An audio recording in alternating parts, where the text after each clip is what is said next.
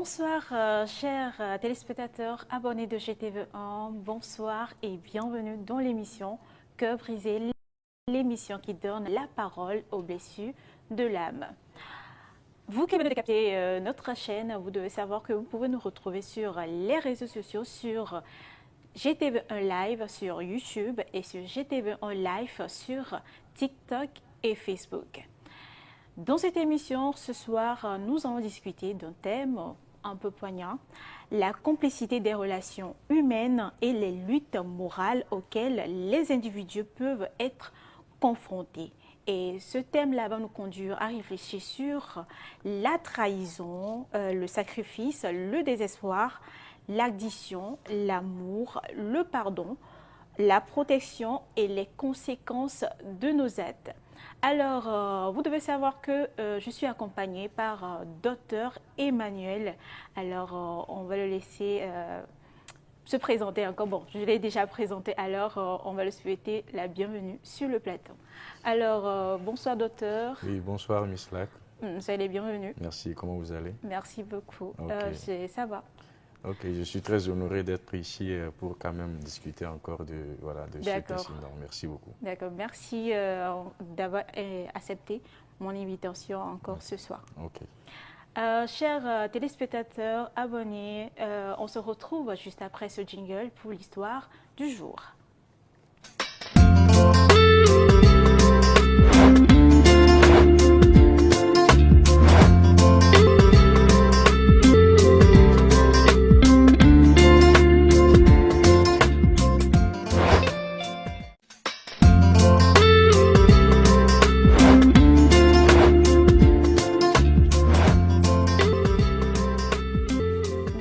Studio, chers téléspectateurs abonnés, place à l'histoire du jour.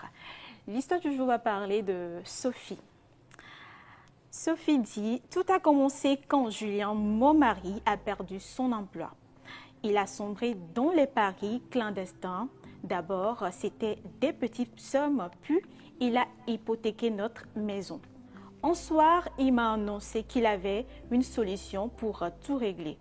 2 jours plus tard, notre fils de 5 ans, Lucas, a disparu de la crèche.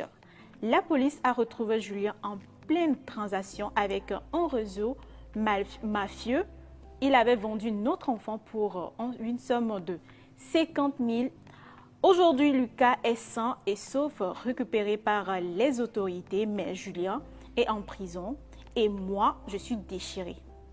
Comment pardonner à l'homme qui a sacrifié notre enfant? Pourtant, je l'aime encore. Suis-je folle? C'est la question de notre chère amie Sophie. Alors, chers téléspectateurs, voici l'histoire de ce soir. Nous sommes très curieux d'avoir vos réponses dans les commentaires. Alors, je vais aller chez notre invité, Dr Emmanuel, pour son avis sur l'histoire de ce soir. Ok, merci beaucoup, Miss Lac, merci pour l'histoire. Je vous en prie. Vraiment, comme toi-même tu l'as déjà dit, c'est une histoire très poignante. Oui. Et vendre son propre enfant, n'est-ce pas, pour pouvoir peut-être résoudre un problème, vraiment, c'est une histoire qui dépasse le commun des mortels. Oui. Ça ne se fait pas souvent, oui. C'est un acte déviant. Mais de toutes les façons, comme la femme l'aime encore, on va essayer de traiter ça. Voilà, à notre manière, de façon psychologique, sociologique et générale. D'accord. Merci beaucoup. Merci. Alors, on va passer à la première question. Ma première question, est-ce un acte aussi extrême, vendre son propre enfant, peut-il être pardonné? Oui ou non? Et pourquoi? Ok, merci pour la question.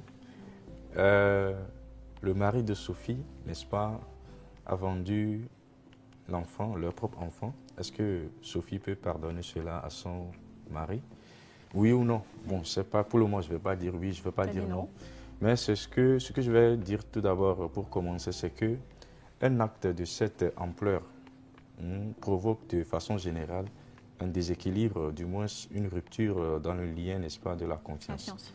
Lorsqu'on parle de la confiance, et surtout en matière de relations amoureuses, en matière de foyer, voilà, un tel acte dépasse, n'est-ce pas, plus que même la rupture de la confiance.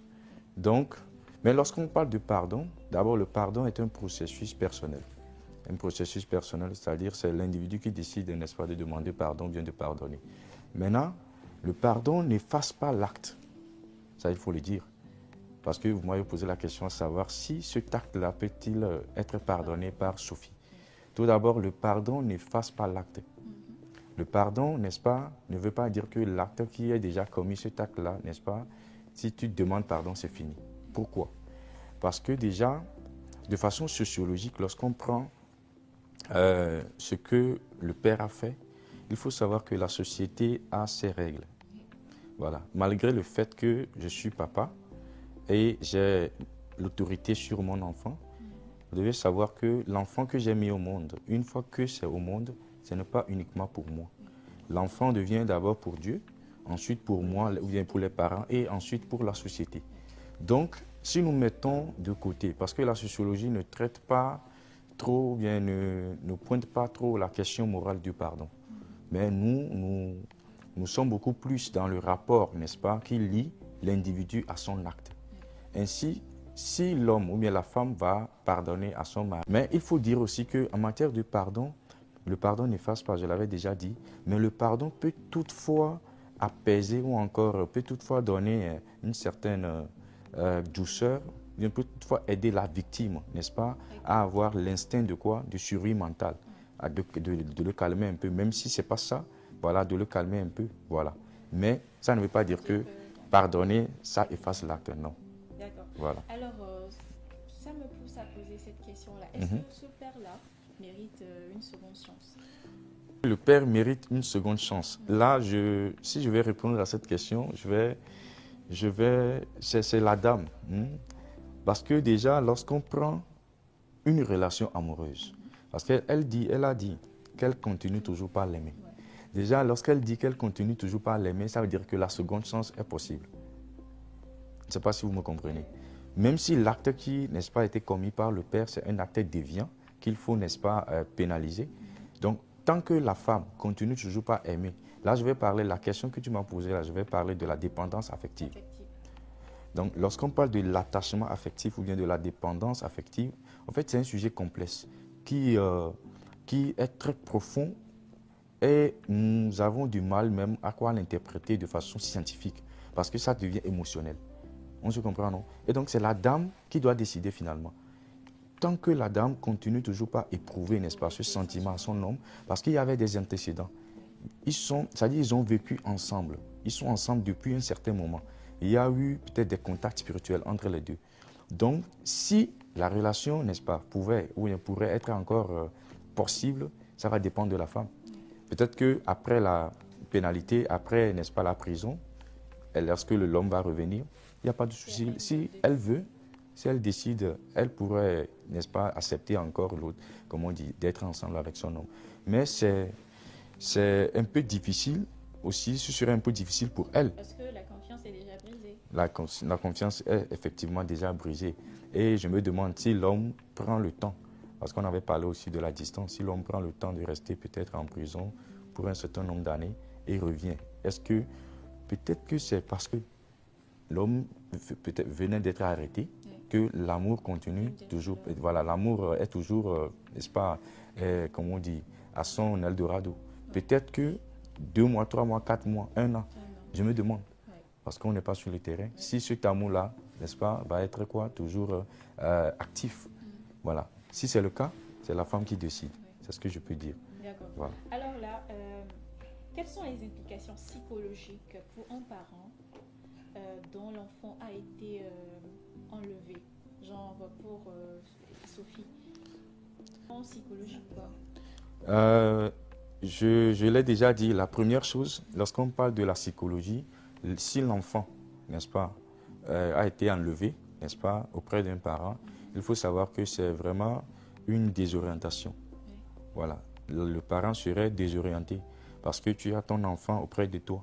Maintenant, voilà qu'un jour, on te dit que ton enfant n'est plus peut-être on l'a kidnappé, mais ici, ce n'est pas fait de kidnapper, c'est que c'est son propre père qui l'a pris et voilà, c'est ça. Donc déjà, la femme serait désorientée. La confiance n'est plus là. la femme, n'est-ce pas, serait vraiment, de façon psychologique et mentalement, serait perturbée. Là, on va parler du désespoir. Voilà, il y aura le désespoir, il y aura tout. Tout serait chamboulé dans la, n'est-ce pas, dans la tête de la femme là. Et même si la femme là ne suit pas rapidement, n'est-ce pas, une intervention thérapeutique, je vais parler de la psychologie, donc oui, elle peut suivre avec, n'est-ce pas, lequel elle a vécu, l'homme avec Comme lequel si elle là, faisait tout. elle ne connaît plus son Elle ne mari, connaît quoi. plus son mari.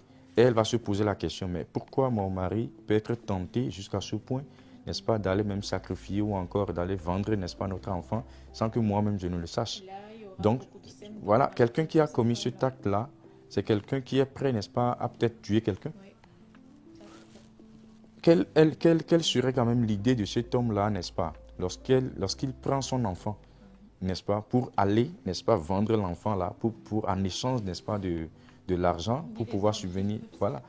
Donc, ça voudra dire que lorsqu'on prend même le père, et moi, si je vais condamner le père là, il faut savoir qu'au fait fond, le papa là même a un problème psychologique. Psychologique. Le Ouais, fait de... c'est comme Oui, s'il est addict voilà, effectivement.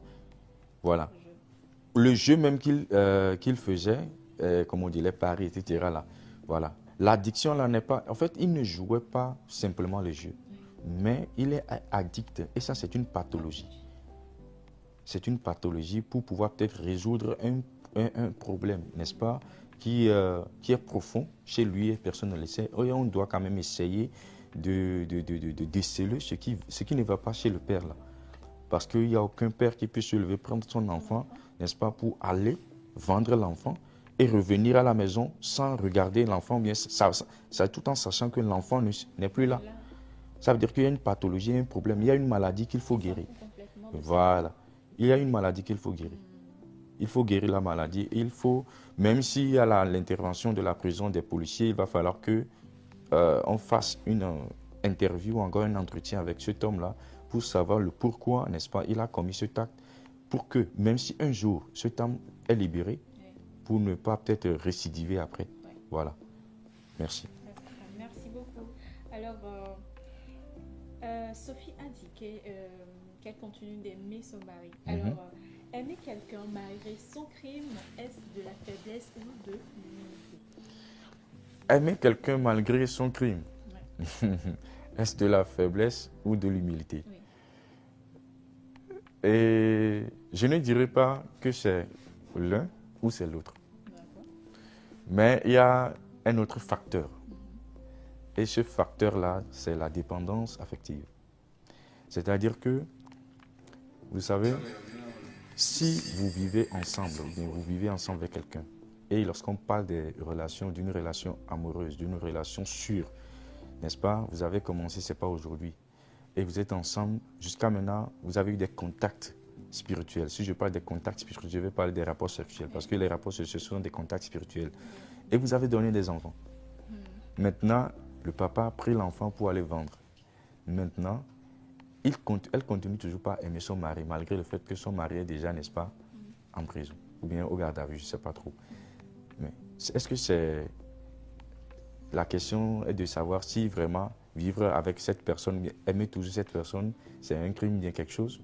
Bon, je dirais que ce n'est pas de l'humilité et pas une faiblesse. Ce n'est pas de l'humilité et ce n'est pas une faiblesse. Pourquoi? C'est une réaction humaine, c'est psychologique. C'est psychologique, c'est une réaction humaine. Pourquoi? Parce que lorsque vous avez eu des antécédents avec quelqu'un, c'est difficile de pouvoir, n'est-ce pas, laisser la personne. C'est difficile de pouvoir laisser la personne. Voilà. Donc, il va falloir le dire ainsi. C'est très important. D'accord. Merci, docteur. Chers téléspectateurs, abonnés, on se retrouve juste après ce jingle pour continuer l'émission. Merci.